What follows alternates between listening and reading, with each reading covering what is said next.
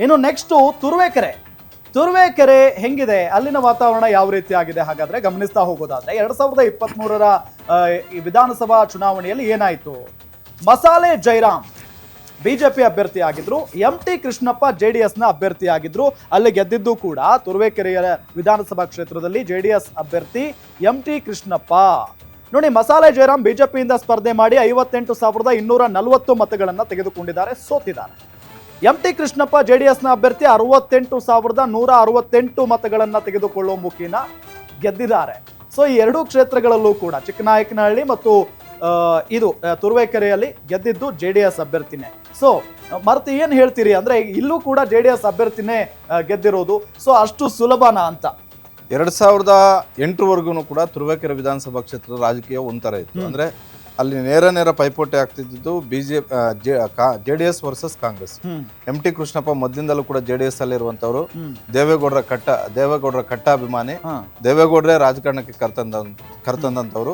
ದೇವೇಗೌಡರ ಜೊತೆಗೆ ಆ ಕಾಲಕ್ಕೆ ಸಿದ್ದರಾಮಯ್ಯ ಅವರು ಕೂಡ ಅವ್ರ ಜೊತೆ ಇದ್ರು. MT ಕೃಷ್ಣಪ್ಪ ಅವರನ್ನು ಕರ್ಕೊಂಡು ಬಂದು ಟಿಕೆಟ್ ಕೊಟ್ಟು ಸತತವಾಗಿ ಗೆಲ್ಸ್ಕೊಂಡು ಬಂದಂತಹ ಎಕ್ಸಾಂಪಲ್ ಕೂಡ ಇದೆ. ಅಲ್ಲಿ ಅದು ಸ್ಟ್ರಾಂಗ್ ಬೆಲ್ಟ್, ಅದರಲ್ಲಿ ಯಾವುದೇ ಅನುಮಾನ ಇಲ್ಲ. ಆದ್ರೆ ಆಶ್ಚರ್ಯ ರೂಪದಲ್ಲಿ ಹಲವು ಬಾರಿ ಪ್ರಯತ್ನ ಮಾಡಿದ ಮೇಲೆ 2018ರ ವಿಧಾನಸಭಾ ಚುನಾವಣೆಯಲ್ಲಿ ಮಸಾಲ ಜಯರಾಮ್ ಅವರು ಬಹಳಷ್ಟು ಸರ್ಕಸ್ ಮಾಡಿ ಸಾಹಸ ಮಾಡಿ ಅಲ್ಲಿಂದ ಗೆದ್ದು ಬರ್ತಾರೆ. ಈ ಬಾರಿ ಎರಡನೇ ಪ್ಲೇಸ್ಗೆ ಬಂದ್ರು. ಅವರು ಸೋತರು, MT ಕೃಷ್ಣಪ್ಪ ಅವರ ವಿರುದ್ಧ ಸೋತರು.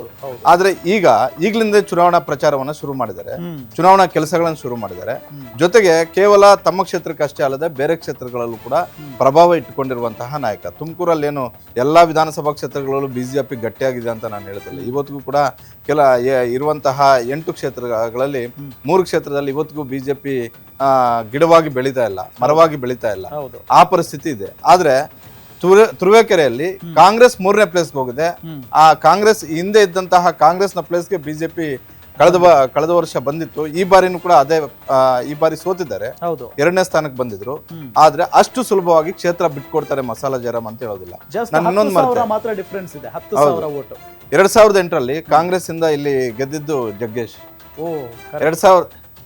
2008ರಲ್ಲಿ ಕಾಂಗ್ರೆಸ್ ಇಂದ ಗೆದ್ದಿದ್ದು ಜಗ್ಗೇಶ್ ಗೆದ್ದ ಒಂದೇ ವಾರಕ್ಕೆ ರಾಜೀನಾಮೆ ಕೊಡ್ತಾರೆ. ಆಪರೇಷನ್ ಕಮಲ ಅಂತ ಏನ್ ಕರಿತೀವಿ, ಅದರ ಹಿನ್ನೆಲೆಯಲ್ಲಿ ಅವತ್ತು ರಾಜೀನಾಮೆ ಕೊಟ್ಟು ಕಾಂಗ್ರೆಸ್ ಶಾಸಕ ಸ್ಥಾನಕ್ಕೆ ರಾಜೀನಾಮೆ ಕೊಟ್ಟು ಬಿಜೆಪಿಗೆ ಜಾಯ್ನ್ ಆಗ್ತಾರೆ. ಅದಾದ ಬಳಿಕ ಅವರು ಅಂದ್ರೆ ವಿಧಾನಸಭಾ ಚುನಾವಣಾ ರಾಜಕಾರಣವನ್ನೇ ಮರಿಬೇಕಾದಂತ ಒಂದು ಪರಿಸ್ಥಿತಿ ಬಂದಿತ್ತು. ಜಗ್ಗೇಶ್ ಕೂಡ ತುರುವೇಕೆರೆ ವಿಧಾನಸಭಾ ಕ್ಷೇತ್ರದಿಂದ ಒಂದು ಬಾರಿ ವಿಧಾನಸಭೆಗೆ ಪ್ರವೇಶ ಮಾಡಿದ್ದು.